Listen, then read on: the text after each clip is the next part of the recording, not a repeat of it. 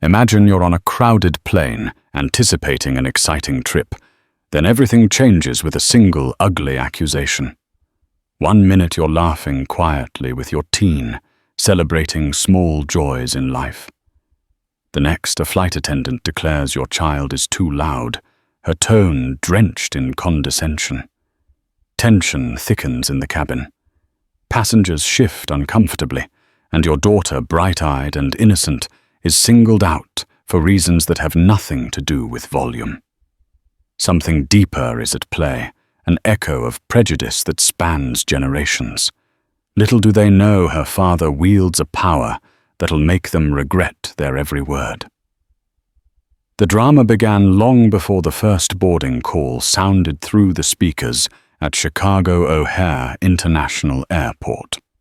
14-year-old Vesper Washington was traveling with her mother Regina for a special trip to Los Angeles. Vesper was all smiles, wearing her brand-new sneakers and a t-shirt that read, "Black Girl Magic." Despite the crisp morning air, her eyes sparkled with excitement at the prospect of seeing Los Angeles for the first time. While the terminal bustled with travelers hauling suitcases and checking gate numbers, Vesper and Regina took a moment to enjoy a light breakfast near Gate K-12. They had boarded flights countless times, but Vesper's father, James Washington, was the one who typically arranged private accommodations. James was an entrepreneur and philanthropist, the CEO of Washington Innovations Group, a tech conglomerate that had skyrocketed in value over the last 5 years. Despite James's enormous success, he had insisted Vesper and Regina experience a regular commercial flight. Whenever possible, he believed that staying down to earth was important for Vesper's character. Yet Vesper knew the real reason behind this trip wasn't just about keeping her grounded. James was tied up in an urgent business meeting in New York and couldn't personally accompany them to the West Coast. He'd promised to meet them in Los Angeles if he finished early, but Vesper suspected there was more at play.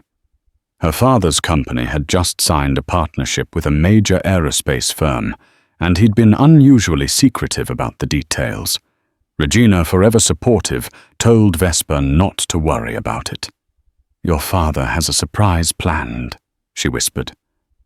"Patience, sweetheart." Airlines had always given Vesper a slight case of nerves, though she also found the hustle and bustle of airports thrilling. People from all over the world converged for a short while, then dispersed again. It was a wonderful metaphor for life, Vesper thought, brief intersections that could change your course forever. She was about to learn that lesson in the most unexpected way. Vesper fiddled with her phone excitedly, text messaging her best friend back in Chicago. She also tried to quell the flutters in her stomach. This trip would be the first time Vesper was traveling without her father's usual entourage. It felt liberating but also somewhat intimidating. In the corner of her mind, she recalled overhearing a conversation in which her father mentioned a meeting with an airline executive, something about a potential partnership. Vesper never probed. She trusted her father to make the best decisions for their family. As the final boarding announcement rang out, Vesper and her mother joined the line of passengers. Regina had a calm, steady manner.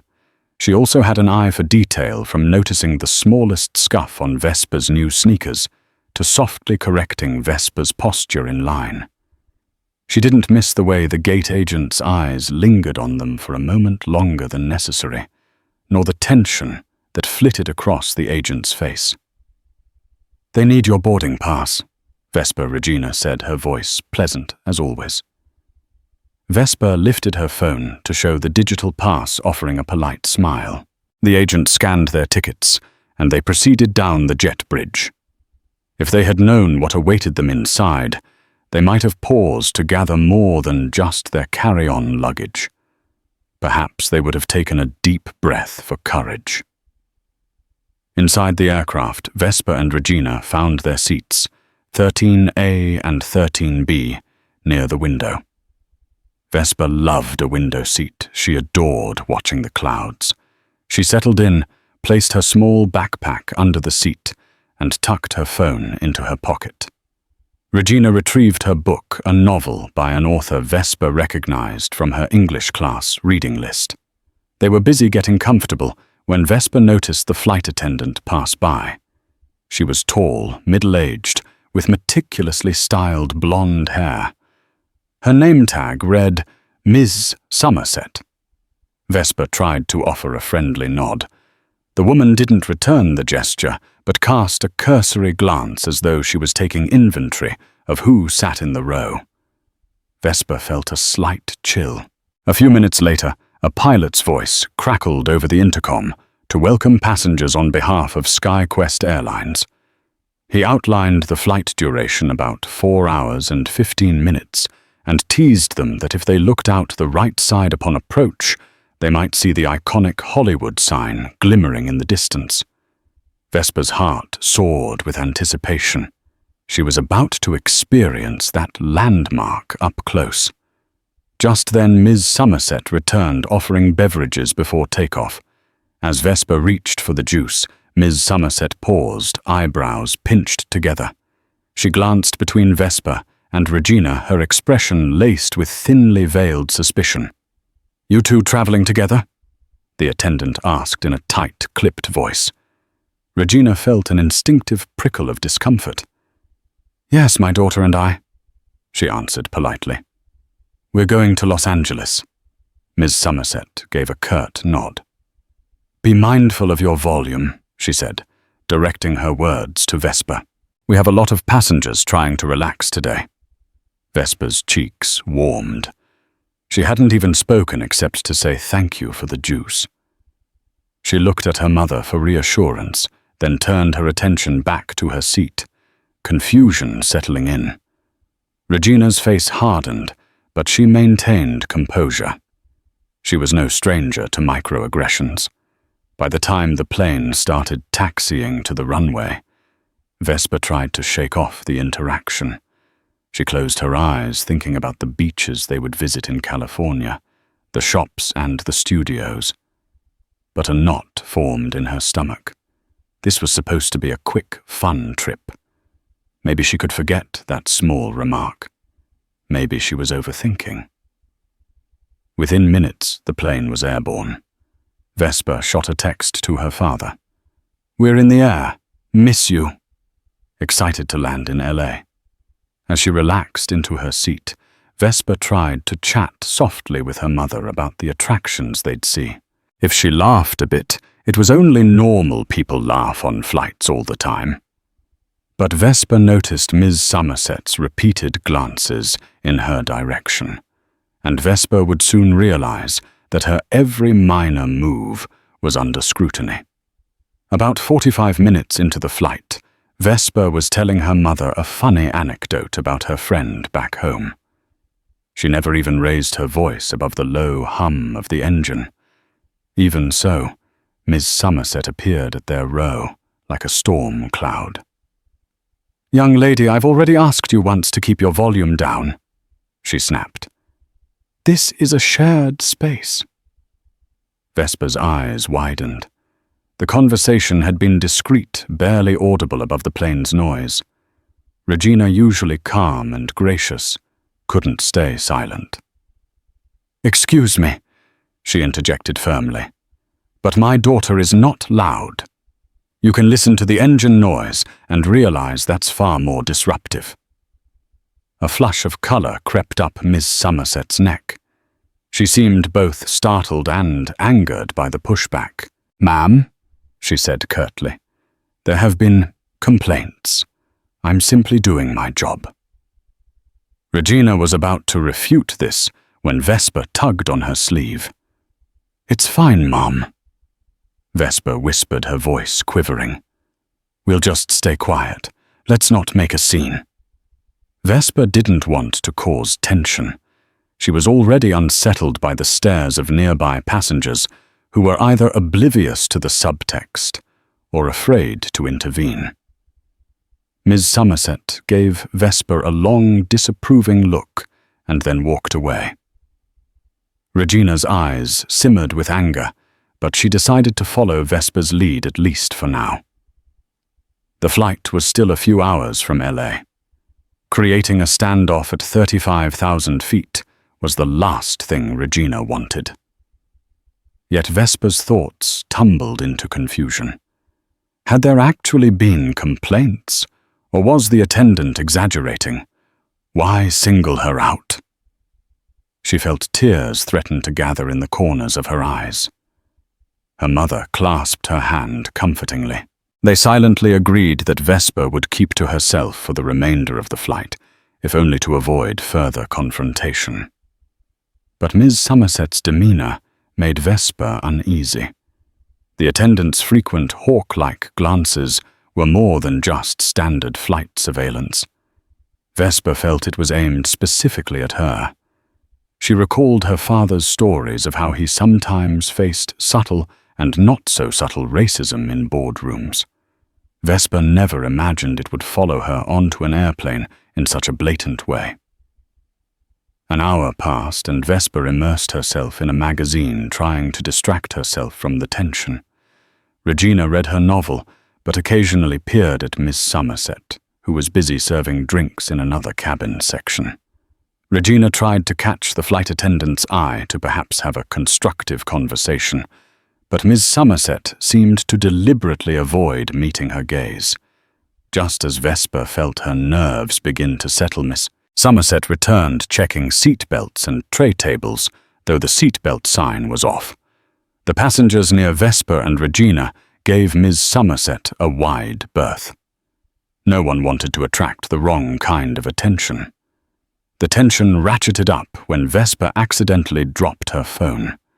It slipped from her hand, fell to the floor, and slid slightly into the aisle. Vesper quickly unbuckled her seatbelt and leaned forward to retrieve it. At that exact moment, Ms. Somerset walked by, nearly stepping on the device. "Is that your phone?" Ms. Somerset demanded, glaring at Vesper. The teen nodded, perplexed at why she was being scolded for something that was clearly accidental. "Keep your items secure. We can't have them rolling into the aisle. You're already drawing too much attention." Regina's patience frayed. "Enough," she said, meeting Ms. Somerset's eyes. "My daughter is a child. She isn't harming anyone. This isn't just about being loud or having complaints. We know what this is, and it needs to stop." Ms. Somerset took a step back, lips pressed into a thin line. Several passengers shifted uncomfortably in their seats, noticing the hostility. A man across the aisle frowned at the attendant, possibly sympathetic to Vesper and Regina, but he kept silent. Meanwhile, Vesper's heart pounded so loudly, she wondered if everyone else could hear it. For a fleeting moment, Vesper considered telling Ms. Somerset exactly who her father was, the founder of a tech empire philanthropist and soon-to-be partner with several major airlines. Maybe she could put an end to this harassment by revealing her father's identity. But Vesper had always been taught humility. Her father had worked hard to instill it in her. She refused to rely on James's fame to handle bullies or racists, so she clamped her mouth shut, determined not to give Miss Somerset more fodder. 2 hours into the flight, Vesper couldn't sleep, so she quietly slid her earphones on to watch an in-flight movie. She chuckled softly at a funny scene. With a nasty swiftness, Ms. Somerset appeared again. "I warned you about the noise," she said, loud enough for nearby passengers to hear. Vesper's laugh had been almost inaudible, especially over the roar of the engines. Vesper pulled her headphones off. "I'm sorry, was I really that loud?" she asked, voice trembling. "I was just—" "Don't argue," Ms. Somerset barked. "This is your final warning. We have the authority to divert the plane if we have an unruly passenger." At that, Vesper's eyes brimmed with tears. She looked to her mother, who stared at Ms. Somerset with a controlled fury. "Unruly passenger. Are you serious?" My daughter hasn't violated any rule. This is harassment. Ms. Somerset opened her mouth to respond, but another flight attendant, a younger man named David, rushed over, sensing trouble. "Let's calm down," David said, his voice balanced, though Vesper could see concern in his eyes. "We don't want any misunderstandings." Regina inhaled to steady herself. "We're calm, but your colleague insists on singling out my child. Vesper is just laughing at a movie." David grimaced. "I'm sorry, ma'am. Let me see if I can help." He quietly ushered Ms. Somerset away, likely to diffuse the situation. Vesper could still feel the weight of the entire cabin's eyes on her. She sank back into her seat, humiliated. The airplane atmosphere felt stifling, as if oxygen had been replaced by judgment. Minutes later, the pilot's voice came over the intercom. "Folks, we're experiencing mild turbulence up ahead. Please remain seated with your seatbelts fastened. We'll have more updates soon." It was the perfect backdrop for Vesper's swirling emotions. She was trapped in her seat, turbulence rattling the cabin with nowhere to escape. Regina reached over to squeeze Vesper's hand. "I'm sorry, baby," she whispered. "We'll be on the ground soon." Vesper nodded, though her heart felt heavy. She had read about things like this: microaggressions, outright racism, and how people sometimes act when they think no one will hold them accountable. But experiencing it firsthand was a different story. Her heart pounded with anger and sadness, but also a growing sense of determination. She refused to let Ms. Somerset or anyone define her worth. As the plane neared the west coast, Vesper felt both relief that the journey was almost over and dread at what might happen next. She stayed silent, refusing to give Miss Somerset another excuse. Regina fumed quietly, her emotions roiling under a veneer of composure. Suddenly, a commotion arose in the aisle behind them. A passenger, an older gentleman in a tweed jacket, dropped his cup, spilling coffee. Ms. Somerset hurried to clean up the mess. Vesper watched as Ms. Somerset knelt to mop the spill, wearing a forced smile for the older man. The contrast was glaring. She seemed more polite to him despite his actual disruption. Vesper realized then that Ms. Somerset's hostility wasn't about volume. It was specifically aimed at Vesper for reasons Vesper couldn't ignore. "Folks, we'll be landing at LAX in about 30 minutes, announced the pilot. "Local weather is a pleasant 75 degrees and sunny." Vesper felt a pang of excitement at the thought of LA, quickly overshadowed by the tension on the plane. Finally, the moment came for the final descent. Flight attendants walked the aisles, ensuring seatbelts were fastened and trays stowed. Ms. Somerset, once more, stopped at Vesper's row. "Tray up," she snapped, even though Vesper's tray table was already locked. Regina closed her eyes, inhaling a deep breath, then stared out the window. Tension hung in the air until the landing gear deployed. Vesper gripped the seat's armrest, her nerves on edge. The plane made a smooth touchdown, rolling along the runway until it came to a near stop. Vesper exhaled, hoping the worst was over. She considered quickly deplaning and vanishing into the crowd. But Ms. Somerset had other plans. Just as the seatbelt sign switched off and passengers began gathering their items, Ms. Somerset raised her voice. "I need everyone to remain seated. Authorities will board to handle a disturbance." She stared pointedly at Vesper. The blood drained from Vesper's face. Regina stood up instantly. "Wait. What authority? We did nothing wrong." A murmur rippled through the cabin. Passengers glanced around, alarmed. Some whispered in confusion. Others peered at Vesper in curiosity or pity. Ms. Somerset continued. The safety and comfort of all passengers was threatened by unruly behavior. We have procedures for this sort of thing. Within seconds, 2 uniformed officers stepped onto the plane. Vesper's hands shook. "Mum," she whispered, tears threatening again. Regina wrapped an arm around Vesper protectively. Her expression was fierce. The entire aircraft seemed to hold its breath. The officers moved down the aisle and stopped at Vesper's row. One officer, a tall woman with dark hair, spoke softly. "We were told there's a disturbance. Could you tell us what happened?" Regina raised her chin. "There's no disturbance. My daughter and I have been harassed the entire flight by the flight attendant, singled out for no reason except, I believe, prejudice." Ms. Somerset pressed her lips together and interjected.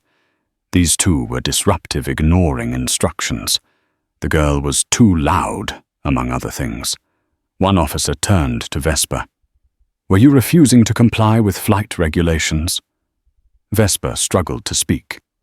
"I was just watching a movie. I wasn't loud. I followed every rule." A few other passengers found the courage to chime in. "They didn't do anything," said a woman, seated behind Vesper. A man across the aisle nodded in agreement, adding, "I've been sitting here the whole time." The teen wasn't loud at all. The officers exchanged uncertain looks. One pulled Miss Somerset aside to talk quietly. Vesper saw Miss Somerset gesturing with frustration, probably repeating her version of events. Meanwhile, Vesper's phone buzzed in her pocket. She took it out to see a text from her father. "Hey, kiddo. I wrapped up in NYC early. I have a surprise for you in LA. Can't wait to see you." Her heart clenched. She typed back hurriedly. "Dad, there's a big problem. Airline attendant being racist. They called the police on me for no reason." She hit send, praying for a swift response. The uniformed woman returned, addressing Vesper and Regina carefully. "The airline staff has the right to request you deplane. They claim you were causing a disturbance." A fire flared in Regina's eyes. "Causing a disturbance? We're already at our destination. This is pure harassment." "I understand," the officer said, holding up a hand to calm Regina. "We will escort you off the plane to discuss this further." She paused, scanning Regina's defiant posture and Vesper's tearful face. "No one's under arrest, but we do need you to come with us." With the entire cabin watching, Vesper and Regina gathered their belongings, heads held high. The walk down the aisle felt like crossing a gauntlet of stairs, some sympathetic, others neutral, a few uncertain. The worst part was Ms. Somerset, standing by, wearing a smug expression that Vesper would never forget. Once off the plane, Vesper and Regina stepped onto the jet bridge, flanked by the officers. One officer asked them to wait in a small, cordoned-off area while they discussed the situation with airline personnel. Regina's hands balled into fists at her sides.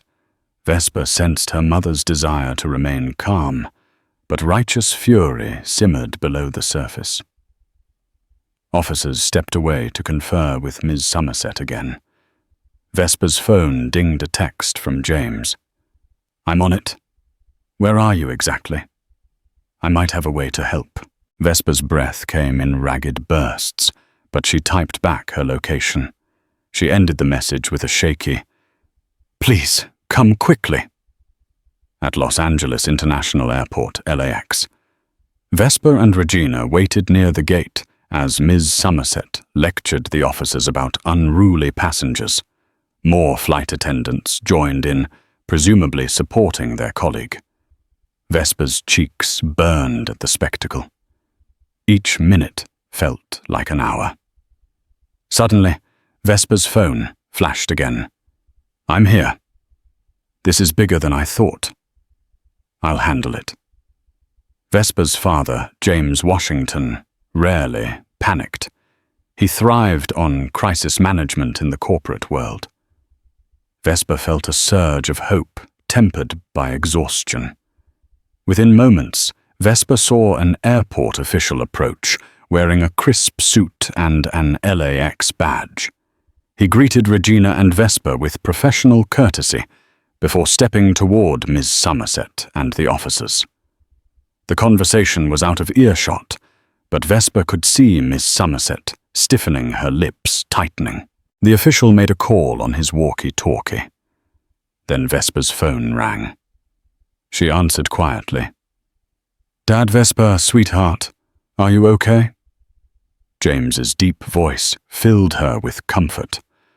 "I'm about 100 yards away from you in a restricted area. I'm sorting things out with LAX administration, but there's more. I have a new plane waiting. We can leave any time we want, or we can stay and handle this. The choice is ours." Vesper wiped a tear from her cheek. "But why do we need a new plane?" "We're already in LA." James chuckled softly. "I have a surprise flight arranged for you to see the city from the air. Maybe even do a short hop to San Francisco if you want. But let's first deal with these people who thought they could humiliate my daughter." Vesper pressed her lips together. She didn't want to appear as though she was asking for special treatment. But at this point, she also refused to let Ms. Somerset's behavior go unchecked. "Dad, can we at least file a complaint or something? She basically humiliated us." "Oh, we will," James said calmly. "But if you want a grand exit, I've got you covered. One of my associates from Washington Innovations Group is already on the tarmac with our private jet. Consider it a celebratory trip. Your mother and I have something big to share. Let's just say I'm close to finalizing a partnership with major airlines, but after this fiasco, we might reconsider which airline we work with." Vesper's heart pounded. She realized the magnitude of her father's influence in this situation. She also knew he was not one to make empty threats. Vesper felt torn between letting it go and making a stand. Before she could respond, an officer motioned Regina and Vesper over to join the discussion with Ms. Somerset. Vesper swallowed hard, ended the call, and walked with her mother to face the group. Ms. Somerset stood stiffly, arms crossed. The airport official cleared his throat. "We've reviewed the statements from other passengers who were near your seat," he began. "It appears there's no substantial evidence of disturbance. The flight attendant believed your daughter was being excessively loud, but numerous witnesses disagree." Regina gave Ms. Somerset a pointed look. "So are we free to go?" The official nodded. "Of course. We apologize for the inconvenience." Ms. Somerset's expression soured. She tried to speak up, but the official held up a hand. However, he said, glancing at Ms. Somerset, "We take all concerns seriously. We'd appreciate you filing a formal report if you believe you were subjected to unfair treatment." Regina wasted no time. "We will," she said, her voice firm. This was a clear case of racial bias. "We're prepared to escalate." Ms. Somerset's face turned red. Vesper saw the flicker of panic in her eyes. This was the last outcome she'd expected. Perhaps she had assumed Vesper and Regina were powerless. She definitely hadn't counted on Vesper's father having connections in the aviation sector. Then came the dramatic twist. Outside the window that overlooked the tarmac, a sleek white private jet was rolling into view.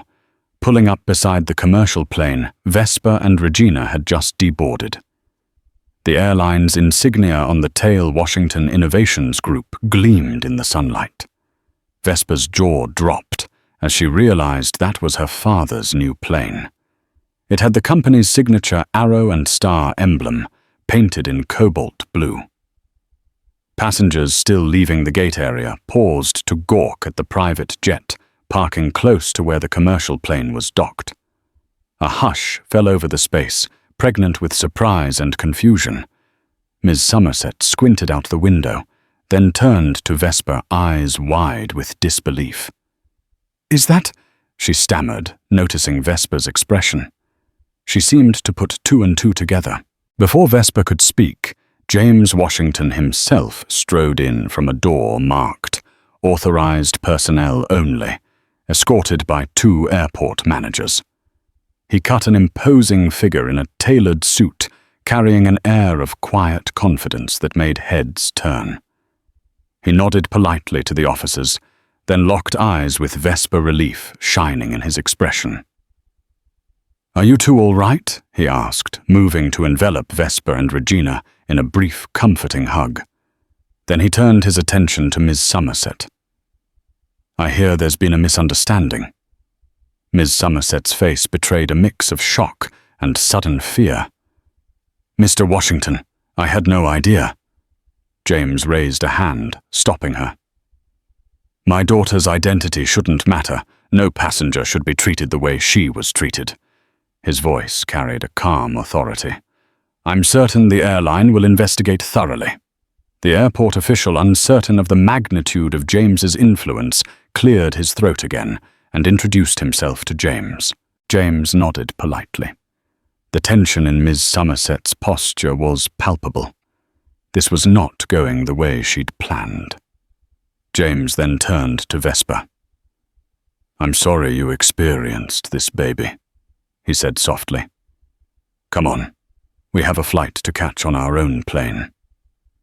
The moment they stepped onto the tarmac, Vesper released a breath she hadn't realized she'd been holding. Sunlight bathed her face, and a refreshing breeze carried away some of the stress. She spotted the private jet's gleaming metal steps lowered in anticipation of her arrival. Regina smiled at James, some tension easing from her features. "You came just in time," she said, leaning in for a kiss on the cheek. He nodded, eyes somber. "I only wish I'd been here sooner." He turned to Vesper. "I'm proud of you for keeping your composure." Vesper looked back at the commercial aircraft, noticing Ms. Somerset, standing by the door, still wearing a flustered expression as she stared at them through the airport windows. The roles had reversed. Vesper was no longer the victim, scrambling to justify herself.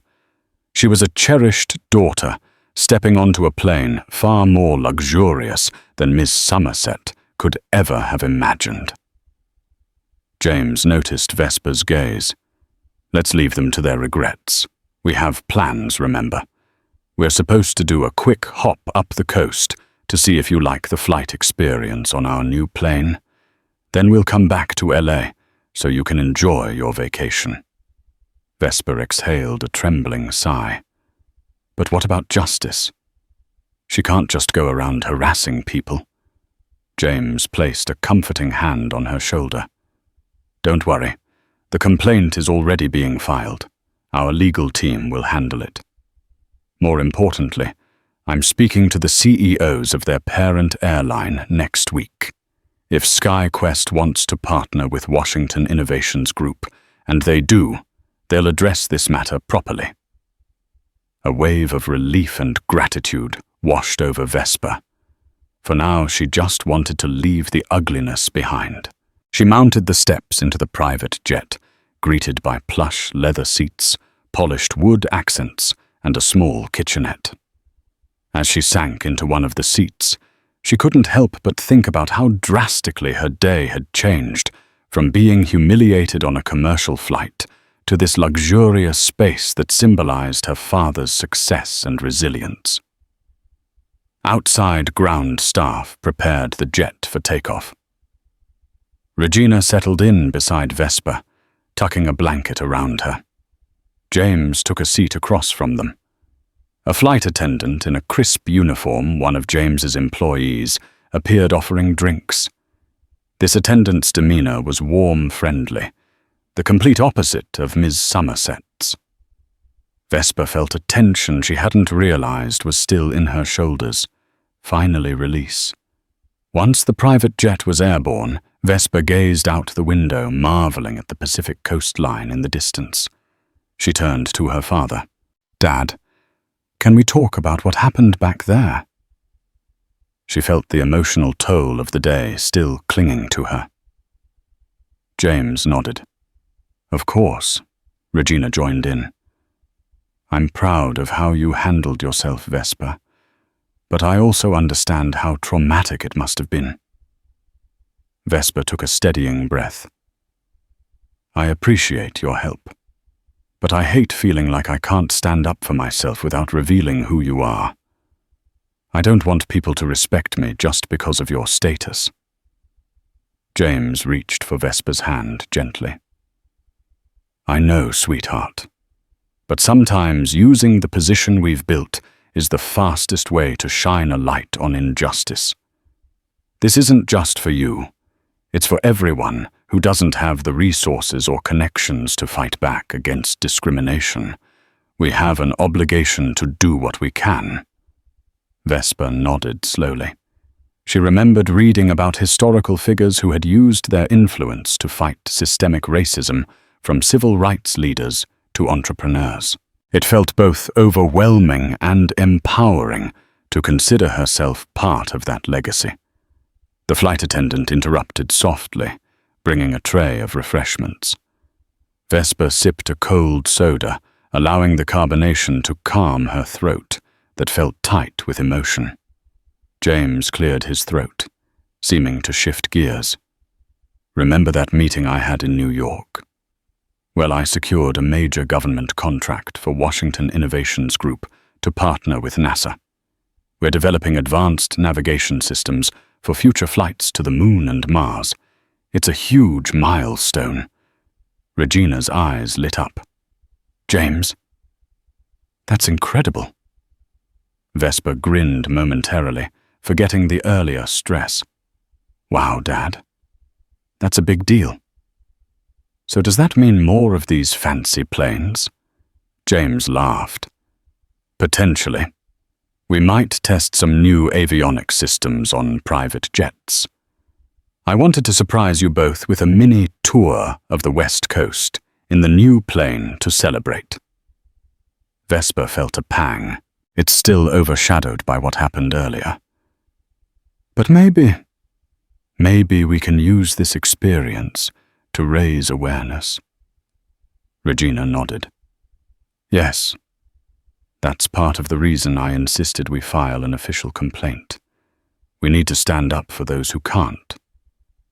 James squeezed Vesper's hand. You're absolutely right.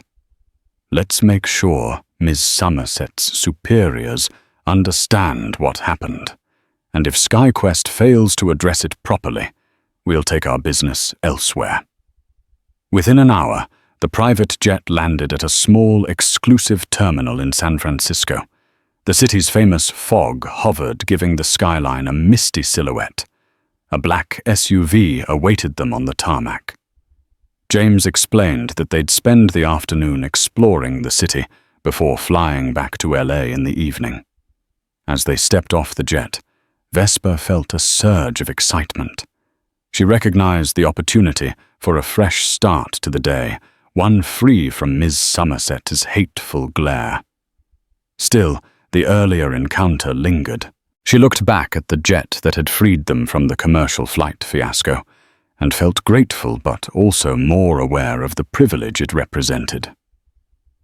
The SUV ride took them through the winding streets of San Francisco, across the Golden Gate Bridge, and to a lunch reservation at a real place Vesper had always wanted to visit. The Slanted Door, a renowned restaurant known for its panoramic bay views and modern Vietnamese cuisine. She appreciated the normalcy of enjoying a good meal with her parents, something to soothe the day's stress. Over lunch, Vesper recounted every detail of the flight from Miss Somerset's initial glare to the final humiliating moment when authorities boarded the plane. James and Regina listened intently occasionally, asking clarifying questions. Once Vesper finished, James tapped a few notes into his phone. I'm going to make sure our legal team has all the details, he explained. They'll probably reach out to you for a statement, Vesper. But we want it to be your decision how far to take this. Vesper considered. I think we have to push for policy changes. If I just walk away, Miss Somerset might do this to another black teen or another person of color who doesn't have the resources we do. James nodded with pride shining in his eyes. Exactly. We'll see to it. I promise. The family spent a few hours strolling around Fisherman's Wharf. Vesper tried some clam chowder in a sourdough bowl, letting the comforting warmth ease her lingering nerves. Eventually they returned to the private jet for the short flight back to LA. Touching down at a VIP terminal at LAX felt surreal. Vesper realized she was now in the same airport where she had been nearly detained just hours before. The day had taken a roller coaster turn. She followed James and Regina into a private lounge where a small cluster of well-dressed individuals greeted them. Some were from Washington Innovation's PR team, others from local media. Clearly, James wasn't letting this incident pass quietly. Vesper James said gently, "These folks are here to help us manage the situation. They'll want your statement, but only if you're up to it. No pressure." Vesper swallowed, nerves twanging again. She glanced at Regina, who gave a reassuring nod. "I'm okay," Vesper said softly, though her heart pounded at the idea of speaking publicly. Over the next half hour, Vesper recounted her experience to the Washington Innovations PR team. They recorded her statement, explaining it would be used to file an official complaint and possibly released if the media picked up on the story. Vesper found it both cathartic and nerve-wracking to voice it all again. But each retelling made her feel a bit stronger, more certain that she had the right to speak up. When they finished, Regina said, "We've had a long day. Is there a car ready to take us to the hotel?" "Of course," said a PR representative, directing them to an SUV outside. As they rode into downtown Los Angeles, Vesper scrolled through her phone. She found a flurry of texts from friends who saw her father's private jet trending on Twitter. In typical Vesper fashion, she tried to keep her social media presence low-key, but the fiasco might make that impossible now. "Look at this," Vesper whispered, showing a tweet to her mother. It read, "Witnessed a black teenager get singled out on a SkyQuest flight, her father's private jet parked right next to the plane." Talk about karma. James glanced over from the front seat and smiled, though Vesper saw the sadness in his eyes. "There's some poetic justice in it, but I wish it never happened at all." They arrived at the Four Seasons Hotel Los Angeles at Beverly Hills. A place Vesper had never stayed before. It was a far cry from the tense environment they'd left behind. A bellhop greeted them, took their luggage, and escorted them to a luxurious suite. Vesper's spirits lifted at the spacious, beautifully decorated room overlooking the city. "Now this is more like it," Regina remarked, letting her shoulders relax. While Vesper freshened up, James took a call in a corner of the suite. Regina joined Vesper in the bedroom, stroking her daughter's hair gently. "I know this day has been tumultuous," Regina said softly. "But seeing how your father supported you, how we all came together, makes me proud." Vesper's eyes teared up. "I just hate that it has to be like this. We do everything right, and still we're labeled too loud or disturbing." Regina nodded, pulling Vesper into a brief hug. "We can't control people's prejudice, but we can respond with dignity and use our means to fight back, and we will." Suddenly, James poked his head in. "Good news. The airline's senior VP wants to meet with us tomorrow morning. Apparently they heard about the fiasco." He grimaced. They're anxious. Regina smirked. They should be. Vesper took a deep breath. Let's do it. Morning light poured into the suite the next day. Vesper and her parents headed to a nearby office tower where SkyQuest's executive offices were located. They were greeted by a flustered receptionist who led them to a spacious conference room. Inside, a serious-looking man in a dark suit rose to greet them. Mr. Washington. Mrs. Washington. Miss Washington. Thank you for coming. I'm Robert Green, Senior VP at SkyQuest. He motioned for them to sit. Once Vesper and her parents were settled, Robert wasted no time addressing the elephant in the room. First, let me apologize on behalf of our airline. We've reviewed the initial incident report and passenger statements. We're aware that the accusations against Miss Washington appear baseless and that the flight attendant's behavior was inappropriate. He paused, choosing his words carefully. We take these matters seriously. We intend to conduct a thorough internal investigation. James leaned forward, a subtle power move. That's a start. But Vesper deserves more than an apology. She was publicly humiliated. Your staff even called the authorities on her. Will there be accountability? Robert nodded. That attendant is suspended pending the investigation. We're prepared to offer your family compensation for the distress caused. Regina bristled. This isn't about money, Mr. Green. It's about ensuring no other family goes through this. Vesper chimed in, surprising herself at how firm her voice sounded. I don't want hush money. I want you to train your staff so they understand unconscious bias. And I want a written apology publicly acknowledged. A flicker of discomfort crossed Robert's face. He glanced at James and Regina, then at Vesper. A public apology. That is something we typically avoid, as it can lead to James held up a hand. I'm sure you realize the potential publicity here. My daughter has every right to share her story with the press. My question is, do you want to be on the right side of it, or continue risking more backlash? Robert sighed heavily. We're prepared to make a statement. I'll have our legal and PR teams draft something. We do want to fix this. James locked eyes with Robert. Also about our potential partnership with your airline. He paused, letting the tension build. We're re-evaluating.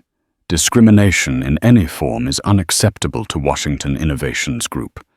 We'd prefer to collaborate with companies whose values align with ours. Robert swallowed. Understood. We value your business. Please allow us the opportunity to show we can rectify this.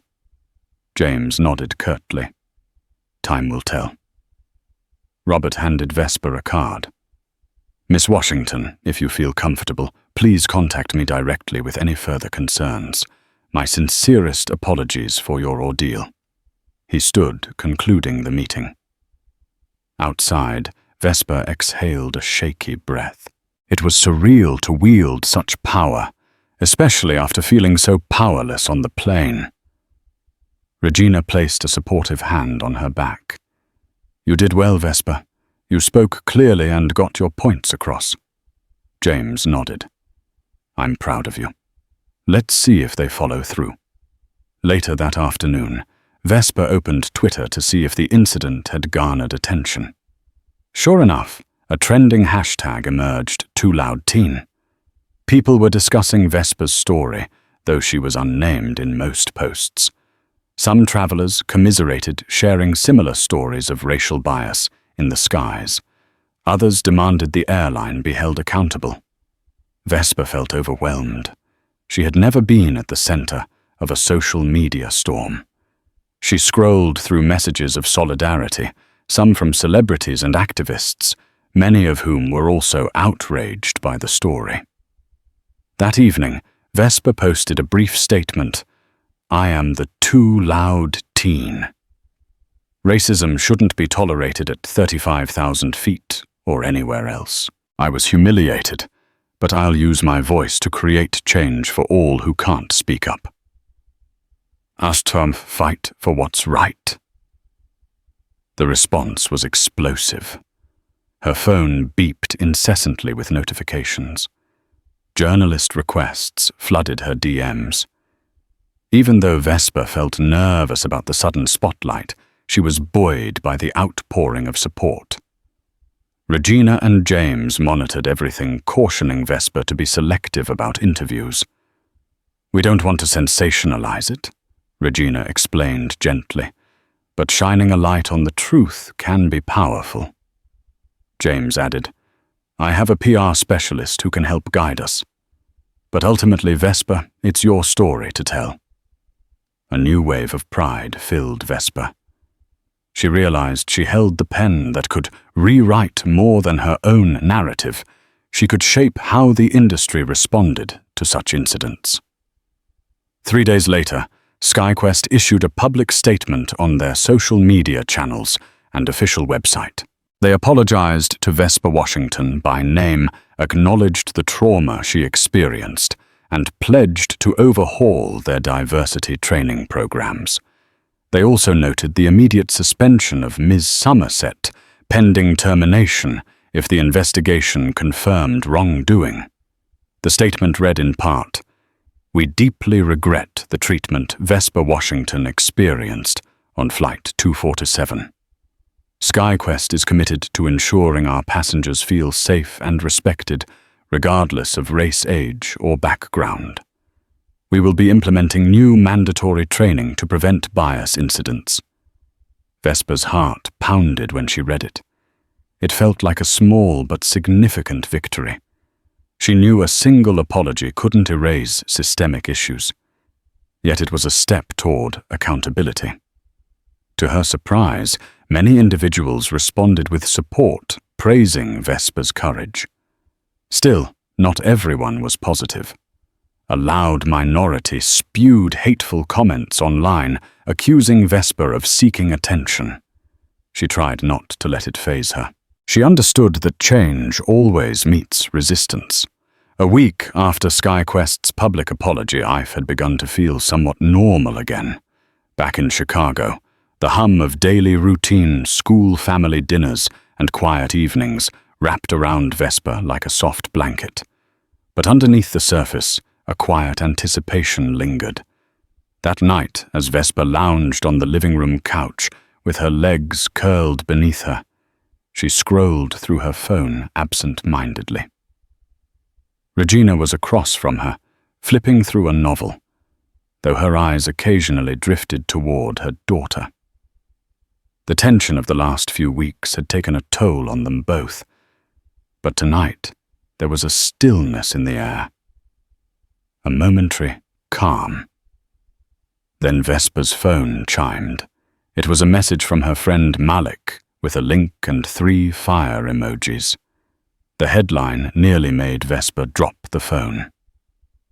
Flight attendant terminated after racial discrimination investigation. Her heart skipped. She clicked through to the article. There it was in black and white. The report confirmed that Ms. Somerset had been officially fired following SkyQuest's internal investigation. Multiple passenger statements, including Vesper's, had corroborated a pattern of behavior. The article even referenced other incidents that had come to light during the inquiry, passengers of color who had quietly filed complaints in the past, but never received a resolution. Vesper sat upright. "Mum," she whispered, handing the phone over. Regina took it, eyes narrowing as she scanned the screen. After a beat, she exhaled deeply. "They actually did it," she murmured. "Accountability." Vesper stared at the screen, emotion welling in her chest. She didn't feel triumphant exactly. Firing someone wasn't something she celebrated, but what she felt was a deep-rooted validation. Her voice had mattered. Her story had moved people, forced an institution to take a hard look inward. and maybe, just maybe, it had helped prevent future harm. "She wasn't just cruel to me," Vesper said softly, half to herself. "She had a history of this. I was just the person who got noticed." Regina nodded, her voice gentle but firm. "That's how change happens, baby. One person speaks up, and suddenly, silence isn't safe anymore." They sat together in the quiet, the glow of the phone screen lighting their faces. In that moment, Vesper didn't just feel heard, she felt powerful. Weeks had passed since the flight incident, and Vesper had returned to the rhythm of teenage life, homework, soccer practices, and sharing laughter with her friends over lunch trays in the bustling school cafeteria. But something had shifted inside her. The world no longer felt as simple or as innocent. She now carried a deeper awareness, a sharpened clarity born from confronting injustice in its raw form. Her experience on that flight had become more than a painful memory. It had become a turning point.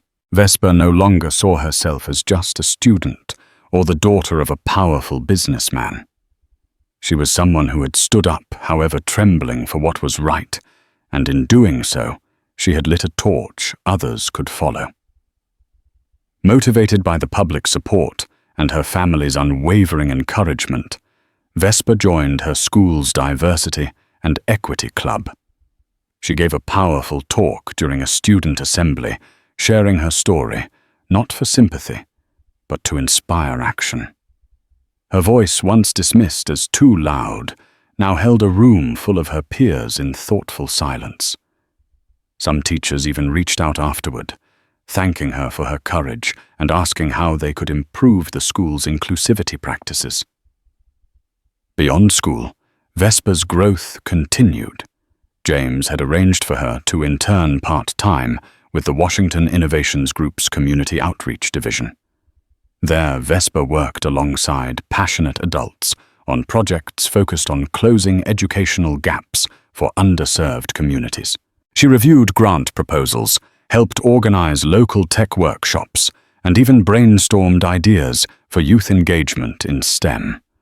It gave her purpose and a way to channel the rage and helplessness she had once felt into building something better. Still, there were moments when the pain resurfaced. Sometimes she would wake from restless dreams, hearing Miss Somerset's cold tone echoing in her ears.